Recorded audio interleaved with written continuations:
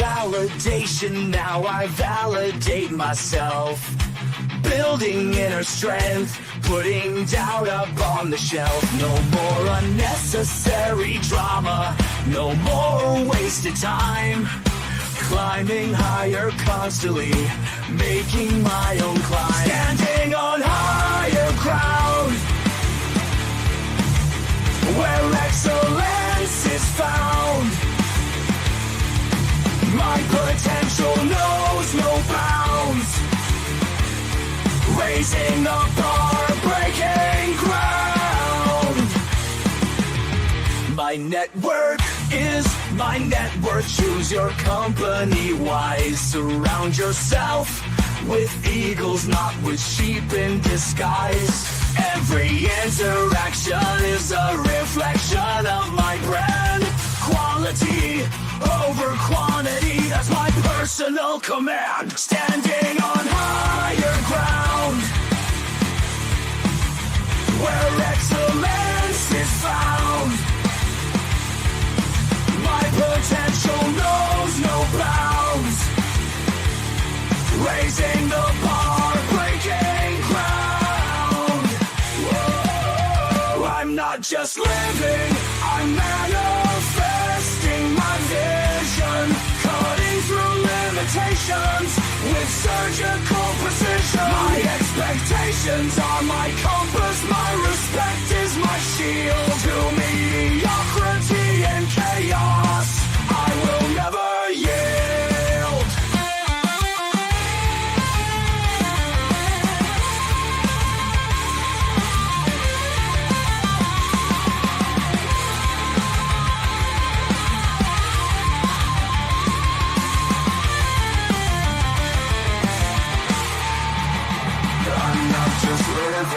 I'm manifesting my vision, cutting through limitations with surgical precision. My expectations are my compass, my respect is my shield. To mediocrity and chaos, I will never yield. Standing on higher ground, where excellence is found. My potential knows no bounds. Raising the bar, breaking ground.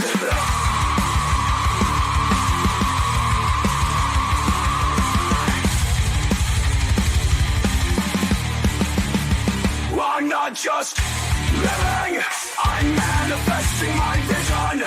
Cutting through limitations with surgical precision. My expectations are my compass, my respect is my shield. To mediocrity and chaos, I will never yield. How you doing, ladies and gentlemen? Welcome to This and That. I'm your host, Xander, where we're talking about this, that, and everything in between. Let me first of all give a special shout out to Rev Champ 76. He was in the comment section before the show started. Man, we had an extra long delay. We were like an hour and a half late, man. We was on the phone with T-Mobile fighting over this dang bill credit, boy. They were giving a shit. I was like, hold on now. Y'all owe me this credit. They sitting over here telling me, son, your bill is low. I'm like, yeah, it's low because between 150 that you give me and the 250 I put down on that's $400 a month, bro. You got to give me a third of that off. You got to shave some stuff off. So after we finished arguing about it, not only did they shave the 150 off the bill, they also turned back around and took another $50 off for all of the lines of internet service that we have. So we still got the 5G unlimited internet, but we also have it now at a $25, $20, and $10 plan instead of $25, $30, and $30 plan. So we saved us a lot of money on that. So I want to give a special shout out to Rev Champ for being patient. I really appreciate that. And as the rest of y'all start rolling in today, we're going to be trying to squeeze in over the next hour and a half, hour and 30, 45 minutes or so, all of the stuff we were supposed to be talking about today, because we're supposed to be talking about this dome. We're supposed to be talking about all the stuff that's happening around the dome. I know I'm going to give y'all a little 10, 15 minute, 20 minute speech before I get things rolling, but I'm not going to do that today. I just want y'all to recognize that, where the heck? Look, nah, I'm sitting over here looking for the the information. The information ain't up there. All right, hold on. Lord have mercy. Okay, so check me out. We've got we live 7 nights a week. We do not let the sun rise without going live. Sometimes we're late. Most of the time we're late. It's not much we can do. Things happen, and we gotta work ourselves around it. And the show must go on. Note that in light of that, since we're live 7 nights a week, we got a different topic for you guys every night of the week. As I pull the script up, I'm gonna let you guys know. We got tomorrow. We're gonna be dealing with all kinds of business and finance stuff to improve our ability to make money for us. Then Wednesday, we're going to be talking about Hong Kong, because one of the fans asked me to cover Hong Kong this week. So I'm going to be covering Hong Kong on Wednesday when we talk about different countries to live and places to go, where as this is a male-driven podcast for the higher valued man to find their place to oh, there it is. So it does exist. Their place to invest and live and find themselves a traditional wife. We're trying to find that. And while we're trying to find that, I'm trying to give you guys the information that you need to get there, wherever there is. Oh, that's why, because I was looking in the wrong save file section. What? Okay, so it's somewhere. Let me go ahead and grab it here. Laptop's got so much information on it, I can't really call myself finding what I'm looking for quickly. There it is. All right, so now we're pulling it up. And then after that, Thursday through Sunday, we give you guys information on how to boost yourselves up and improve yourselves. And today is very important, because we're going to be talking about how this impacts us for the upcoming future. So, all righty, folks, let's get ready. So tonight we're just talking about how headlines are just really, and you would think that I'm like late for this, but no, I seen this last week when I started talking about it, but I was like, nah, I got to get all the ins and outs on it before I cover it, because I'm not going to bandwagon on somebody else's situation. But we are breaking down the nuts, bolts, and billions behind two of the most ambitious projects in American history: the U.S.-Mexico border wall and the Golden Dome missile defense system. So grab your calculators, because these numbers are wild. Now, let's kick things off with the border wall. Remember the promise of a big, beautiful wall? Well, here's the real story. By January 2021, the Trump administration had built about 455 miles of border barriers, but only 49 to 80 miles were truly new wall, where none existed before. The rest, upgrades, replacing old short fences with 18 to 30 foot tall steel bollards reinforced with concrete and rebar. So these aren't just fences. They're engineered for visibility, durability, and security, with agents able to see through the slats and withstand harsh environments. So imagine beams that are there's enough space between them that you can see what's on the other side. You can shoot at whatever's on the other side, but it is not wide enough for somebody to pass through it. So it's wide enough for you to stick your gun through, but it's not wide enough for a person to pass through. So imagine like zombie apocalypse status. Like, it is perfect for keeping zombies from breaching the border, but it is not good enough for those people that are going under the wall with that 70-foot hole that they dig to get into the country. Now, construction focused mainly on Arizona and New Mexico, and contrary to campaign slogans, Mexico didn't pay a dime. All funding came from U.S. taxpayers. Now, how much did it cost? Between 2017 and 2021, about $16.45 billion was spent, with roughly a third from Congress and the rest redirected from the Defense and Treasury departments. Now, fast forward to 2025, the Department of Homeland Security is asking for another $45.6 billion to keep building and estimates to complete the wall running at a high as much as $70 billion total. And that's not counting land purchases or legal fights. Taxes alone is spending 20 to 24 billion. Texas alone is spending 20 to 24 billion for 805 miles at a mind-boggling 25 to 30 million dollars per mile. And don't forget, annual maintenance runs at about $500,000 per mile. So what's it made of, really? The main structure is vertical steel bollards, 18 to 30 feet high, often filled with concrete and rebar. The other materials include structural tubes, fencing, light poles, electrical supplies, and drainage culverts, so that these things don't retain water and they're just up there. Now, some temporary segments, especially in Arizona, even used stacked shipping containers. Now, I'm going to be real with you now. They've got barbed wire fence. They've got tin that is just laid up against shipping containers. And they just got like, it's almost like you if you did not have enough money to put up your fence, like you just took anything heavy and just put it at the edge of your property line and just said, fuck it, this is what we're going to do for right now. That's what they got going on in Arizona. Now, what's happening now? Okay, in early 2025, Trump restarted construction. New construction has been awarded and new contracts have been awarded. So things like $70 million projects for just 7 miles in Texas. Construction has resumed in California and Texas, including near San Yazaro and El Paso, with both permanent and temporary sections going up.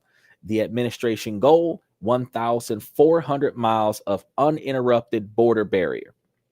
You may remember that during his first term, Donald Trump floated the idea of adding solar panels to the border wall, and a move pitched as both innovative and cost saving, where the vision was to line the top of the steel bollards sections with solar panels, especially in sun-soaked Southwest, to generate the clean energy, offsetting the operational costs and maybe even selling electricity back to the grid, where the panel would be mounted atop the steel billet all the way at the top, soaking up the sun in the Southwest and potentially producing megawatts of renewable energy. While only a handful of pilot sections have actually been built with solar panels, the concept was pitched as a way to help the wall pay for itself, quote unquote, pay for itself over time, where it reduces carbon footprint and adds a futuristic touch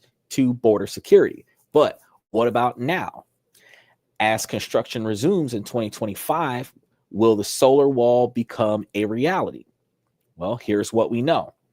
A few pilot sections with solar panels were built during Trump's first term, but these were limited demonstrations, not widespread installations. So as of 2025, the new contracts and construction projects like the $70 million for 7 miles in Texas and the resumed work in California and El Paso do not include large-scale solar panel integrations as a standard feature. The focus remains on rapid construction of steel billards, fencing to close security gaps. So while the Trump administration has not ruled out the possibility of adding the solar panels, the future segments, there is no official commitment. And since they're looking at the panels that they're putting up have no official commitment or funding for the widespread solar panels, you're understanding that the integration in the current wave of construction is not going to include those solar panels. So the administration's main priority is achieving complete operational control of the border with about 1,400 miles of uninterrupted barrier going all the way across the bottom half of the country. So experts note that while the idea of solar panel walls is appealing, the challenges of installing and maintaining solar panels in remote, rugged terrain, plus the high upfront cost, have kept it from being a central part of the wall's design. Now, solar panels remain an innovative concept and may be added to select sections if funding and feasibility allow. But as of now, the continuation of the wall is focused on steel billards and the rapid construction, not solar energy. So Trump's solar wall is still more of a vision than a reality. So, listeners, as we roll into this, what do you think? Should the U.S. double down on the idea of a solar powered border, or is it prioritize simply getting the barrier, build it as fast as possible, and then figure something out about the solar panels down the line if we even really want that? Would you support spending more for green energy, or should we just keep it simple and strong? Make sure that you guys throw your comments into the chats and tag us on social media. Let us know. I want to hear what you guys have to say about that. And don't forget, we're still breaking down the Golden Dome, the cost, and how all this fits into the feasible budget. So stay tuned. Okay. Now, I know you guys have seen it on the show a moment ago. If you guys have comments that you want to throw in, you can click that link, approve the mic, approve the camera, and bring yourselves on in real time. If you do that, you are able to be seen on the channel. We've got this like side-by-side situation going on. I have to figure out how we're going to move this stuff around when I add extra people in here. However, regardless of the fact, there is the capability for you guys to come on to the show in real time and be seen and heard and get your points across. Your comments also, as you can see over here, are on the bottom right side of the screen. So if in the event that you have comments that you want to say, you can throw them into your comment section off to the left. The right. Note that you can like and subscribe, mash those reaction buttons, and hype the show. I really appreciate Rev Champ for jumping in earlier today. And I really wish that I could have got this started over an hour ago, because I believe that a lot of y'all that came for the show disappeared on the show because we started an hour and 45 minutes late. But it is beyond my control today. At least I got the credits, the bill is paid, and we're not dealing with the fluctuations of the internet. So I really appreciate that.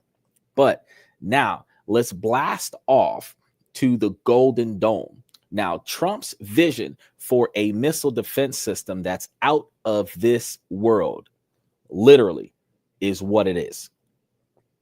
We talked about this before on the show, and I want to talk about it again so that we can cover what this is about.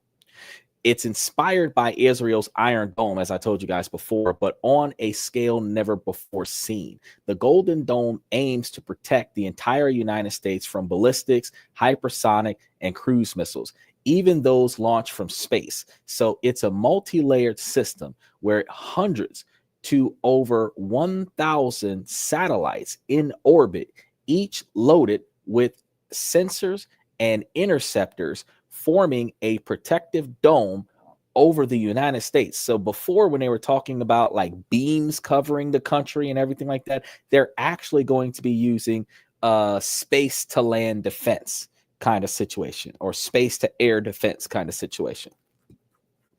Which, if you really think about it, if they've got missiles in space, they can launch missiles in the wrong direction. So we're waiting on that scenario to happen. The way they hacked Elon Musk is just a matter of time before they hack one of those satellites. It is what it is. We got to figure that part out when it does go down. But the ground-based interceptors in places like Florida, Indiana, and Alaska are included with a cutting-edge AI-powered command and control system, integrating all these assets, where something that doesn't even exist yet is now being created. The system is designed to intercept threats at all four critical phases: before launch, early flight, mid-course, and final descent. The vision is so big that even Canada wants in, and U.S. Space Force General Michael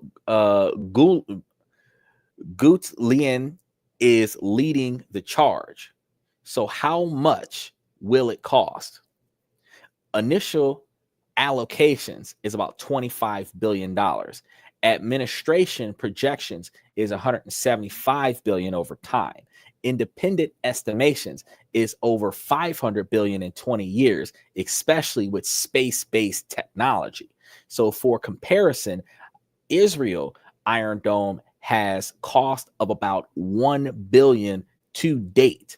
So the Golden Dome is in a whole other league if the entire Israel Dome is $1 billion and the US Dome is supposed to hit like $500 billion. Okay. It's going to be the best of the best. Now, what does it look like?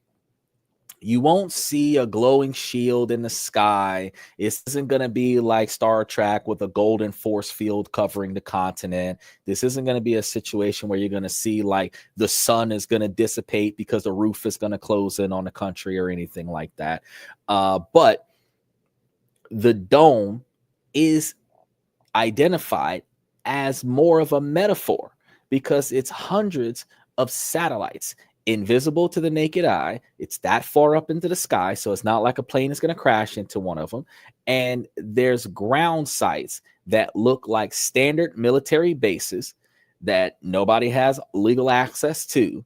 And encompassing these scenarios alongside that giant wall, nothing is supposed to be able to get into this country, allegedly. Now, Trump's even unveiled a gold painted map.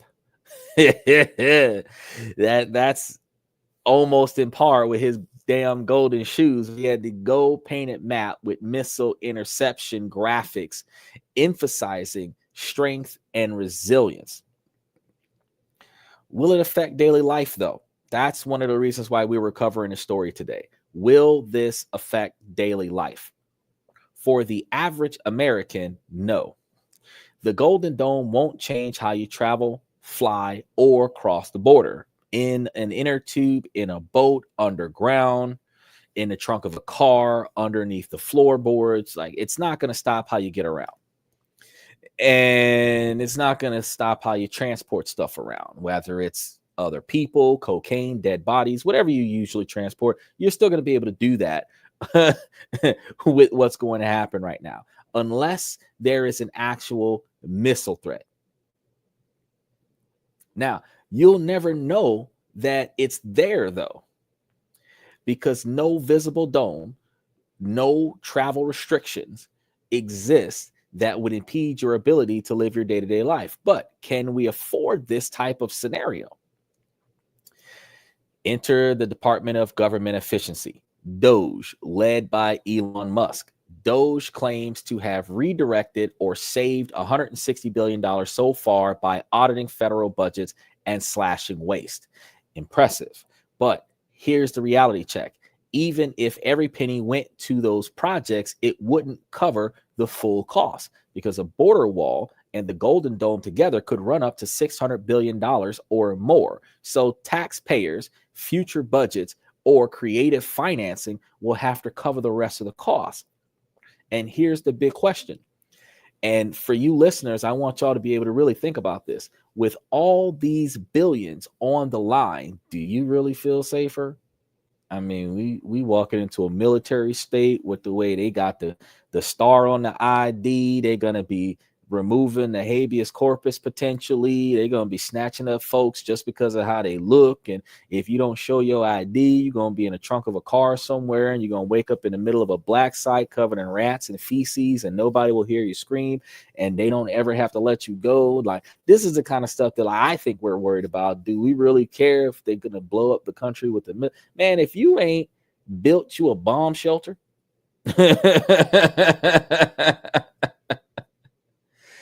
they are not gonna I don't know. I think we be focusing on the wrong stuff. We be trying to get 30-inch rims, and we be trying to walk and talk our way into fancy cars and expensive girls, and you ain't got your own land, I don't really know what you're about to go through. Now, here's another question though. Is the golden vision with a platinum price tag worth it? Or would you rather see these funds go to defense, infrastructure, healthcare, or somewhere else, like return to the government people? Because I know most of us would prefer that stimulus check to come in. I want to make sure that you guys drop your comments in the chat and tag us on the social media, because this is your country and your tax dollars and your future. So what do you guys think about this? He made it a point that he is going to force this dome thing to happen. And since he is going to force this dome thing to happen during his current term, this is year 1 of his current term. So well, this is year 2 of his second term, but this is the year 1 of him trying to aim for a third term. So let's just put it into perspective here. If the next 3 years is going to be working on the rest of that wall and the new dome, then we're in a position where we're probably over the next 5 years going to be spending a few $billion on putting together this dome. So it's not going to interfere with our ability to travel. It's not going to interfere with our ability to leave the country. But it believe it or not, you're going to see some changes in taxation, because if the 160 billion that Elon Musk recovered is not the 600 billion that they need. So where are they getting the other 500 billion from? The other 440 billion dollars from? Because once they slash prices and put a bunch of people on leave and everything like that, they don't have anything else that they can cut. They're going to have to take, in case you didn't know, they're going to have to take funding from somewhere else, like Social Security, healthcare, and all this other stuff, and redirect it to building this defense system. Now, the other question that I have about this situation, see, people in the know what needs to be done, and that's one of the things that they're put. A billionaire is going to spend billions of dollars on it. There's got to be a purpose for it. Why is it that for some reason we need satellite missiles, air missiles, and ground missiles for a worldwide defense system that covers just the United States? This isn't something to hit meteors that's pending coming or anything to that effect. This is supposed to be a defense system that's supposed to be really focused on onslaughts from neighboring countries. What do they know that they're not telling us, that we're sitting over here looking at a $600 billion project where at least over the course of the first 4 years that we're going to see this project go into effect? Do you understand that once he finishes doing what he does, and God forbid he runs for a second term, let me say that again, third term, because he's already on his second term, but I was thinking like second consecutive term, where he does 3 terms this time around. I could tell you, by the time he finishes that second consecutive term, because he got picked up at the beginning of 2025, he's going to be finishing his second term, first consecutive term, in 29. So if he does it a second consecutive term, third term in a lifetime, and he runs that route, he would be finishing in like 2033. So between 2025 and 2033, we should walk through $600 billion worth of building domes and building walls and rebar and beam and everything else that they're talking about doing. Now, they're building this stuff in places where the average American doesn't go. So you're not going to see your money at work here. You're not going to feel the sense of security or the fear of imprisonment because of the walls that are at the edge of the property line of the United States border. You're not going to see any difference in the weather or any difference in your accessibility to sun or anything like that, with the hundreds of thousands of satellite lights that are scattering the sky looking like space debris. You're not going to notice it when you look up at the sun and ruin your retinas looking up at the sun trying to find a satellite in the daytime, and you already know you're not going to find one at night. not without a telescope. So you're literally not going to experience a change in lifestyle, but what you will experience is a change in taxation. So he's saving everybody a bunch of money. Well, he's saving the rich a bunch of money on taxes, and he's saving the poor a bunch of taxes on overtime. So I'm going to say that again so that y'all can make it make sense. He's saving the rich a bunch of money on taxes, and he's saving the poor a bunch of taxation on overtime.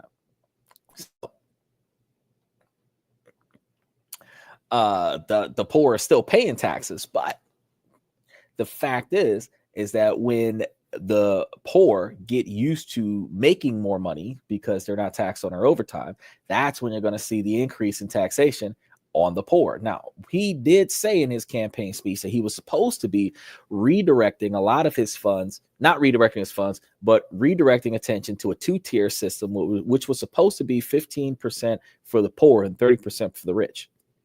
And you weren't considered rich until you were over 168,000.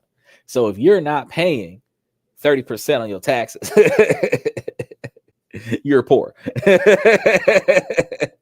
If you ain't got $168,000, you're poor. Shoot, I might want to underclaim some of my earnings and keep it up under $168,000 and stay at that 15% for a little bit and stay poor. Send a lot of my capital overseas and stay poor. Deposit the money into overseas bank accounts and stay poor. You know what I'm saying? You ain't taxing me on shit. Stay poor.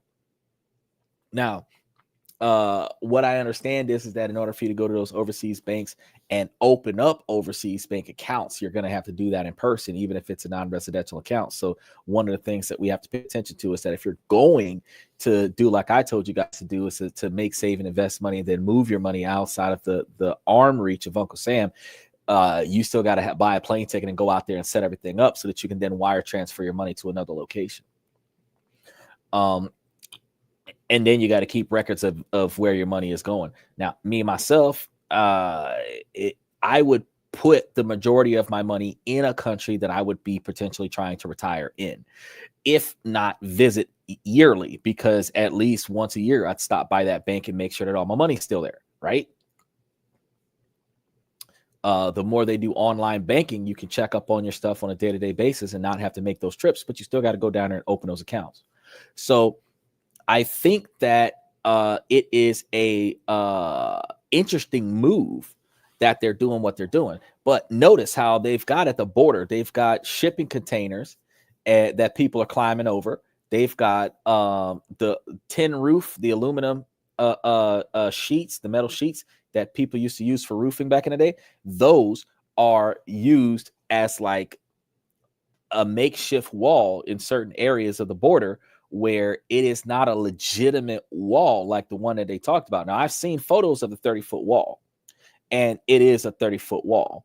It's 30 feet of beams that are lined up in a row and resembling a wall. But I mean, when I originally imagined a wall, I originally imagined a concrete wall. However, I think somebody thought about erosion over time in the same way the levees collapse, that erosion could cause the walls to collapse. So steel beams are something that are not going to collapse over time. And as a result, well, it shouldn't. As a result, there is a likelihood that the walls themselves would be more sturdy if they use the metal beams, and that's why they're using the metal beams. Now, since they're doing maintenance on these metal beams, you can only imagine that they're going to be replacing rusty parts. They're going to be removing certain areas and certain beams that are not durable to keep a fresher, stronger look to the wall. It will prevent from southbound invasions from the border in areas that are not guarded, but it is still going to not prevent unlawful immigration when individuals are coming in through ports and rivers and streams and other under the ground and everything to that effect. That is not where those walls are being built. So he's trying to do 1,400 miles of wall. And when they did the projections on the solar panels. If they did upgrade the wall to the solar panels would have provided enough electricity to power the south side of the United States with solar power, which would offset the need to borrow or sell, or not sell, but borrow or buy electricity from Canada. Now, the funny thing is that Canada's supposed to be the 51st state, according to some people, and they were supposed to be incorporating Canada into the American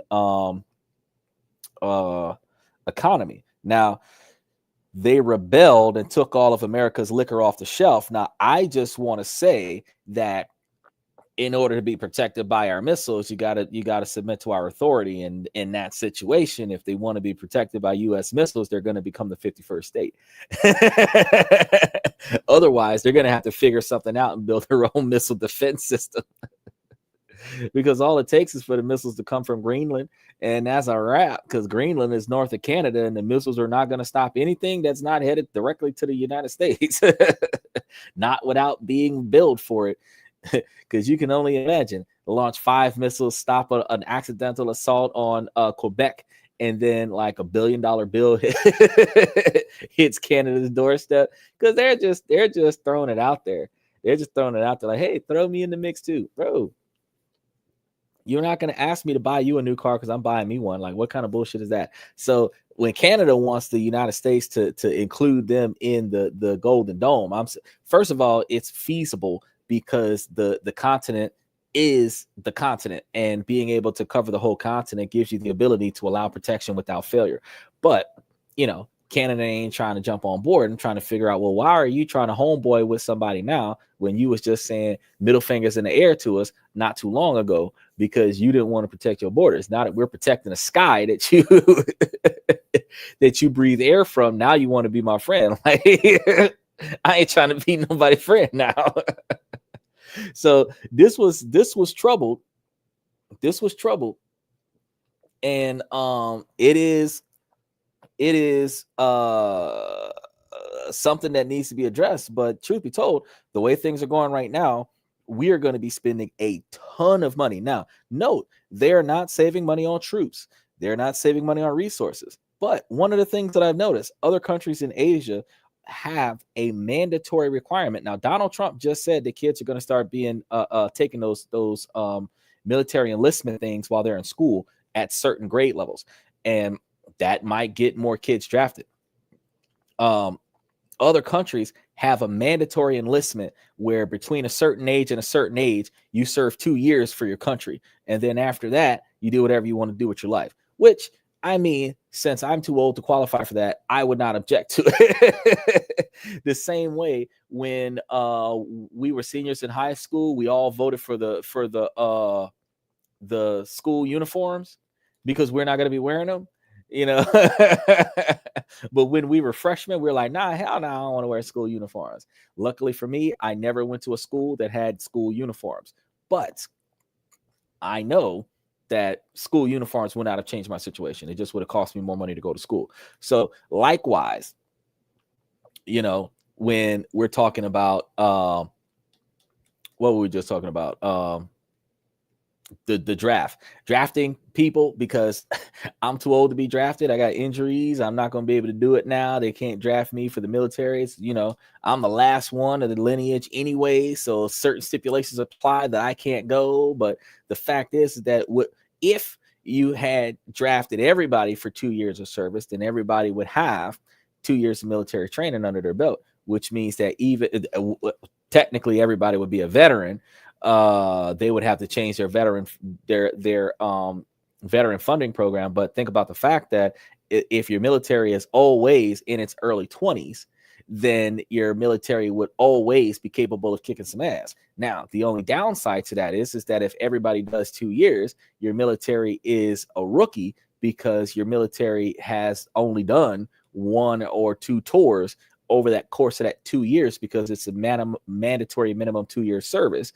It is not a mandatory 5 or 10 years. So you don't get good at your job before you stop doing it. You show up like jury duty for a couple years and then you're done. And then, you've paid your debt to society. Now, America doesn't do that. America bribes people and say, well, we'll give you a scholarship or a Pell Grant for college if you go to the war and do like, or join the military in some way, shape, or form, and put in several years and do a couple tours, and then you get a GI Bill.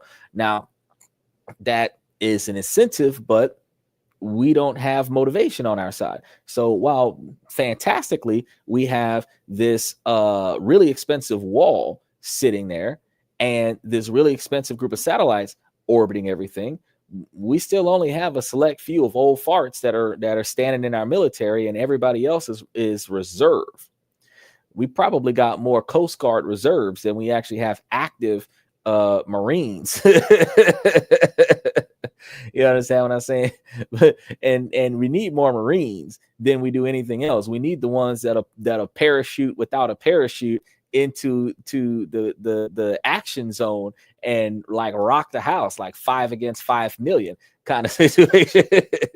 Because when you think about how certain countries outweigh us 4-1 in population, the one needs to be able to take out 40 before they get taken out so that we can even the spread. We also understand that our American population, the people who don't know no better, don't know nothing about guns and don't have none, and don't know what would happen if the country was overrun by any kind of invasion, whether it be an alien invasion, an international invasion, and the original 13 colonies created the Second Amendment Constitution to give all of its people the ability to defend the country. So if I doubt that it would ever happen, so I'm not even going to waste time knocking on wood, but if any event that action happened here on United States soil, most Americans wouldn't know how to do anything other than run and scream and vandalize stuff. Like nobody would say, "Oh man, let me go in my trunk and I'm gonna provide support." Nobody's going to be like, "Oh man, let me go back to my house and I'm going to go grab my whatever and I'm going to provide some cover fire," or something like that. We look at those sci-fi movies with the planetary apocalypse, where some foreign entity comes over in a gigantic, massive, like the size of a continent spaceship, and then it's the human race versus another culture, and we're trying to defend against that culture, that race. And the oddness of it is that the first half of the series, all we're doing is running and screaming and getting blown up. Halfway through, like 15 people grow some sacks and say, we're gonna defend the whole world. And out of those 15 people, 2 people survive. One to cry about it and one to tell the tale. And you wonder, like, wait, there's like 8 billion of us. Why can't we come together like Star Trek? You know what I mean? And recognizing that Star Trek is a communist model. Why can't we come together like Star Trek? Why are we like every man for himself?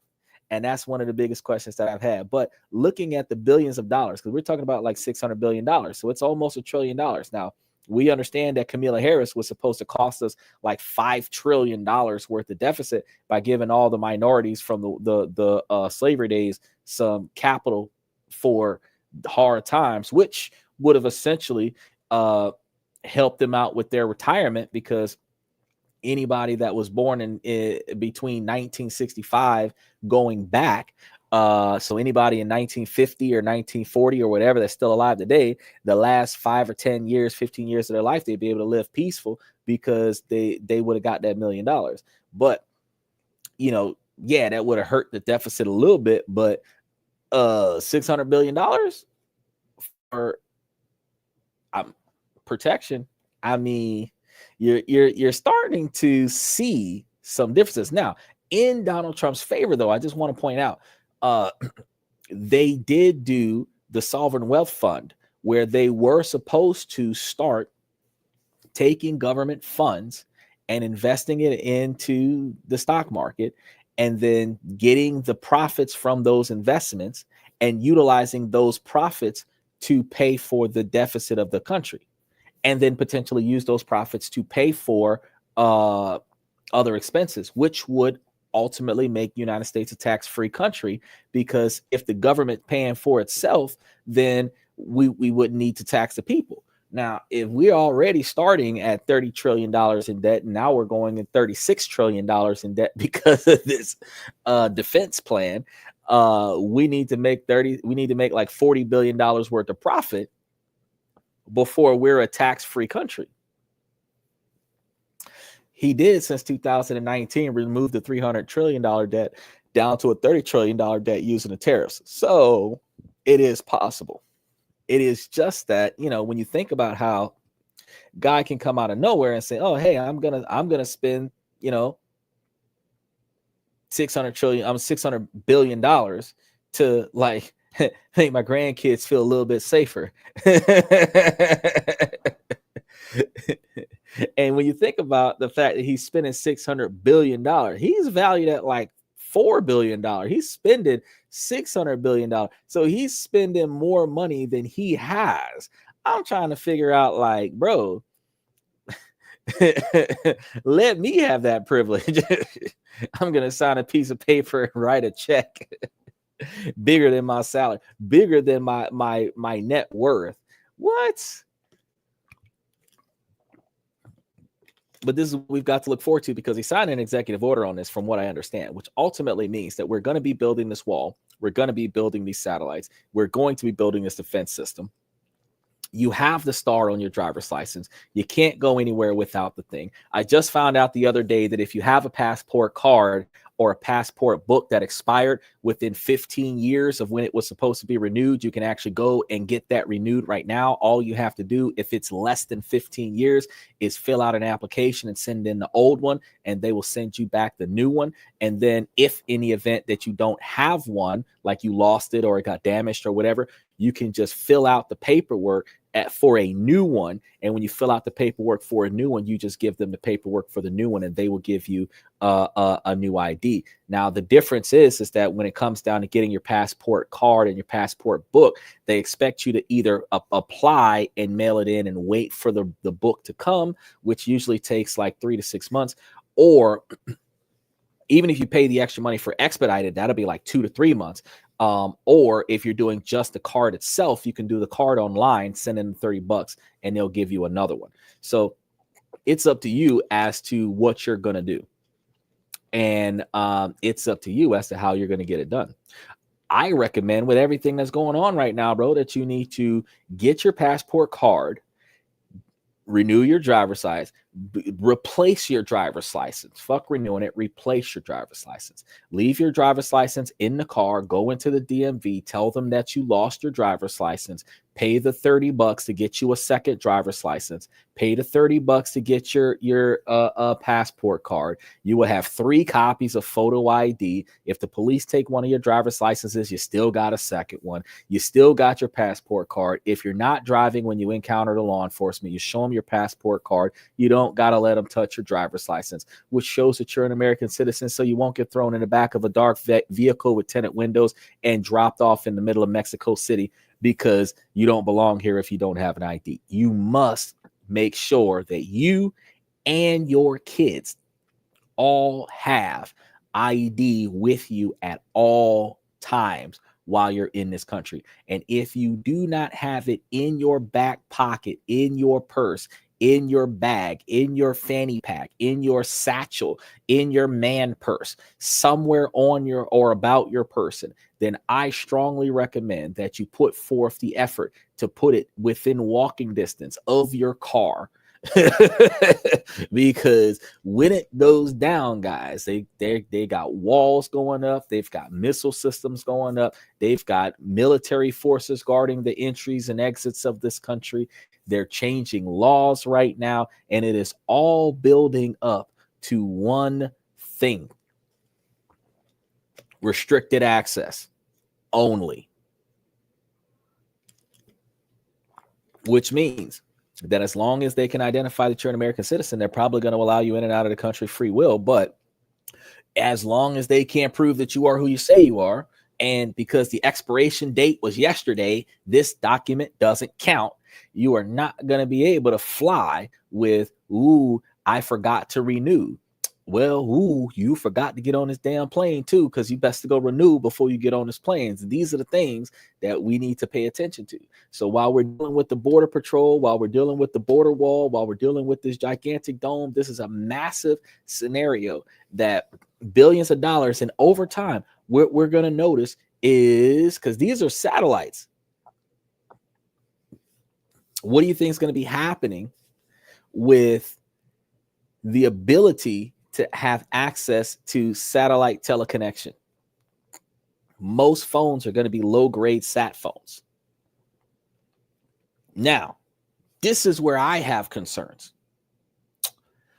They've hacked into construction sites. They've hacked into AI vehicles. They hacked into Tesla. They've hacked into closed network systems.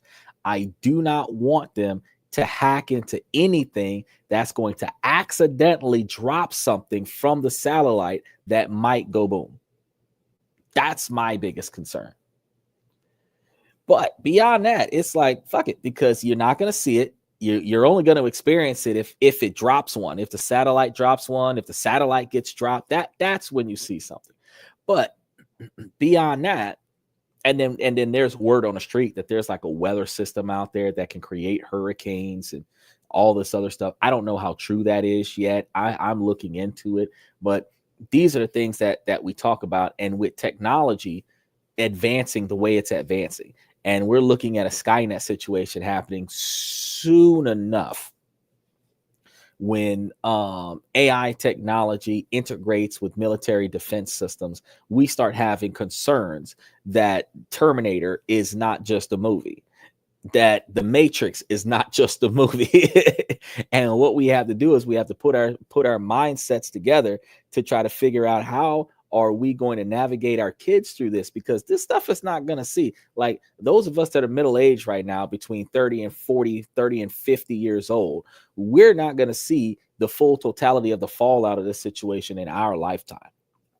We're going to see the full totality of the fallout of this situation in our kids. When our kids are our age, our kids that are, 10, 15 years old, when they get our age, that's when they're going to experience the fallout of what we got going on right now. So we're not really able to do preventative damage for the next generation, but we have to teach ourselves and we have to teach the next generation the responsibility of what if and what to do if it does. Because if we don't, we're going to be in a situation where we can't change the outcome because we didn't prepare for this. It's almost like driving down the street with no gas, having no gas can in the car. It's almost like getting 4 flats and having no spares. It's almost like blowing your engine and not having AAA to come and pick up your car. It's like charging a bunch of stuff to the game and not bringing your wallet. If you are not ready for what's about to happen, you're going to be sitting there twiddling your thumbs, and you got to take the consequences of whatever the hell happens along the way. It ain't right, but there's not much that we can do about it if we don't prepare for it in advance. So just do your research, do your digging, and try to figure out where you're going to put yourselves with the new defense system. And please, by all means, I want you guys to throw your comments into the comment section and let me know what you think and how you feel about the $600 billion that they're about to put towards putting on this dang wall. The wall and the dome together is $600 billion coming out of the taxpayers' pockets. Okay. Because they have not started developing, to my knowledge, the sovereign wealth fund that he did the executive order on in January. And they have not started doing fintech investments with government funds yet. So they're not turning profits that I know of that indicate that the U.S. taxpayers are not going to be paying the $600 billion for this wall. But if they're paying the $600 billion for the wall and the golden dome, the golden defense dome,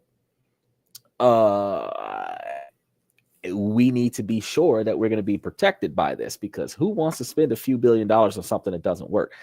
So here's the question. How do we test it to see if it works? Do we start launching missiles at ourselves? Do we let another country like North Korea just get a pass and send 3 of them our way and see what happens with no retaliation, like kind of situation? Like, how do we know that it's going to work? Are we going to just send some from Israel and be like, oh, this is friendly fire, I just want to see if it works? Like, how do we test this dome without harming the American people? these are some hypothetical questions that I'm going to leave you guys with. Now, look, I really appreciate you guys for your patience for today. Tomorrow, we're going to get closer to starting at the regular time slot. Tomorrow, we're going to be talking about ways that we're going to invest. So keep an eye out. Note that, like I told you guys before, we don't let the sun rise without going live. And also make note that because this is 75% male-driven podcast from the male's perspective, that we will be discussing ways for us to make ourselves financially stable, financially successful, and be able to find ourselves traditional women that we would be looking for to start that family and build those lives with. So that's all I have for you guys for today as far as the Golden Dome. And I really thank you guys for coming to tonight's show. Ladies, as long as the situation doesn't make sense, I'm going to keep asking y'all to make it make sense. So ladies, please make it make sense. And fellas, special shout out to RevChamp76. Special shout out to Usman, Mr. Pibbs, Danny Stephan, Nico, Bayside, Mr. Satellite. There's a whole lot of y'all out there. I really appreciate you guys for coming to the show on a regular basis because y'all make us who we are. Victoria B, really special shout out to her as well. To Lania and Max Opposer, Joe, his father. I really appreciate you guys for coming to the show. I want to thank you guys for coming to this and that. I'm your host, Xander, where we talk about this, that, and everything in between. Any comments that go into the comment section that are appropriate will go up after the show as well. The same way you've seen the comments go up on the show before the show started. I want to thank you guys one more time for your time and your patience with our ability to get T-Mobile to hook us up. And we will see you guys tomorrow night.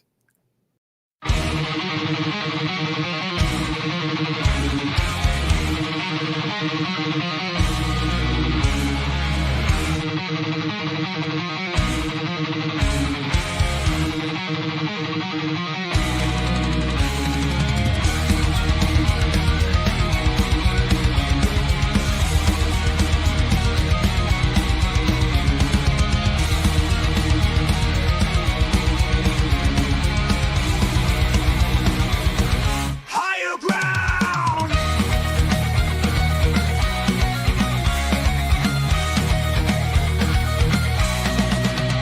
Used to chase validation, now I validate myself.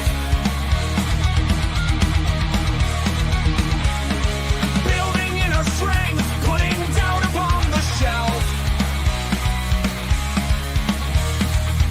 No more unnecessary drama, no more wasted time. Climbing higher, constantly making my own climb.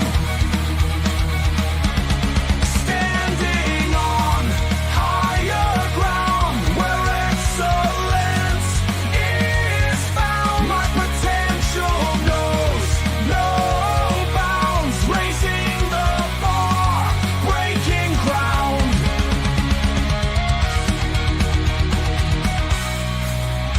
My network is my net worth. Choose your company wise. Surround yourself with eagles, not with sheep in disguise. Every interaction is a reflection of my brand. Quality over quantity, that's my personal command. I'm not landing on higher ground where excellence is found. My potential knows no bounds, raising the bar, breaking ground.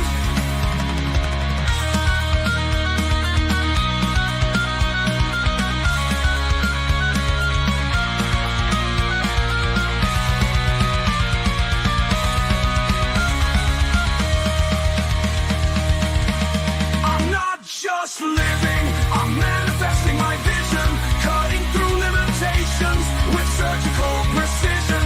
My expectations are my compass, my respect is my shield to mediocrity and chaos. I will never yield.